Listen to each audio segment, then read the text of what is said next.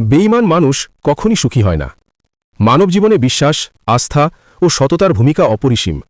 মানুষ সামাজিক প্রাণী, তাই একে অপরের ওপর নির্ভর করেই টিকে থাকতে হয়। এই নির্ভরতার মূল ভিত্তি হল বিশ্বাস। কিন্তু যখন কোনো মানুষ বিশ্বাসঘাতকতা করে বা বেঈমানি করে, তখন শুধু অন্যের ক্ষতি হয় না, তার নিজের জীবনেও অশান্তি নেমে আসে। কারণ বেঈমান মানুষ কখনই প্রকৃত অর্থে সুখী হতে পারে না। বাস্তব জীবনে দেখা যায়, একজন মানুষ যখন প্রতারণা করে বা বিশ্বাস ভাঙে, তখন সাময়িকভাবে হয়তো সে কিছু সুবিধা ভোগ করতে পারে, যেমন অন্যের টাকা আত্মসাৎ করে বা কারো সাথে প্রতারণা করে হয়তো কিছু অর্জন করে। কিন্তু এর দীর্ঘমেয়াদী ফল হয় ভয়াবহ। সে মানুষ ধীরে ধীরে পরিবার, সমাজ ও প্রিয়জনের কাছ থেকে আস্থা হারায়। মানুষের আস্থা হারানো মানেই একা হয়ে যাওয়া, আর একাকিত্ব কোনো দিনই সুখ এনে দিতে পারে না। বিশ্বাস ভাঙার যন্ত্রণা যে কতটা গভীর, তা ভুক্তভোগী ছাড়া অন্য কেউ বুঝতে পারে না। কিন্তু মজার বিষয় হলো, যে বেঈমানি করে তার ভেতরেও এক ধরনের অস্থিরতা তৈরি হয়।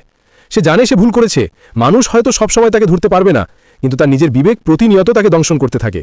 ফলে তার ভেতরে শান্তি থাকে না। মানুষ যখন ভেতরে ভেতরে অশান্ত থাকে, তখন বাইরের জগৎ যতই সাজানো থাকুক না কেন, প্রকৃত সুখ সেখানে থাকে না। সত্যকে কখনোই ঢাকা যায় না। সমাজে বা ইতিহাসে কোনো বেঈমান মানুষ দীর্ঘদিন সুখে থাকতে পারেনি। যেমন ইতিহাসে দেখা যায়, অনেক রাজা, সেনাপতি বা রাজনৈতিক নেতা নিজের স্বার্থে বিশ্বাসঘাতকতা করেছেন, কিন্তু শেষ পর্যন্ত তারা অপমানিত, লাঞ্ছিত কিংবা ধ্বংস হয়েছেন। এর কারণ হল, সত্যের কাছে কোনো বেঈমান টিকে থাকতে পারে না। সত্য সর্বদা প্রতিষ্ঠিত হয়, আর অসততা ধ্বংস ডেকে আনে। বেঈমান মানুষ শুধু অন্যকে কষ্ট দেয় না, নিজেও কষ্ট ভোগ করে। সে জানে তার প্রতারণার কারণে হয়তো কারো পরিবার ভেঙে গেছে, কারো স্বপ্ন ধ্বংস হয়েছে, কারো জীবন অন্ধকারে তলিয়ে গেছে।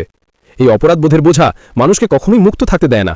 উপরন্তু যখন সমাজ তার মুখোশ খুলে ফেলে, তখন সে সামাজিক লাঞ্ছনা, অপমান ও একঘরে হওয়ার যন্ত্রণা পায়।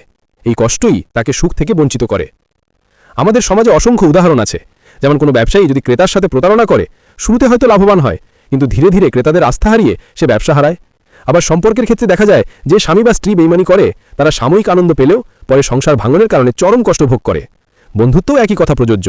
যে বন্ধু বিশ্বাসঘাতকতা করে, সে আর কখনোই বন্ধুদের ভালোবাসা পায় না।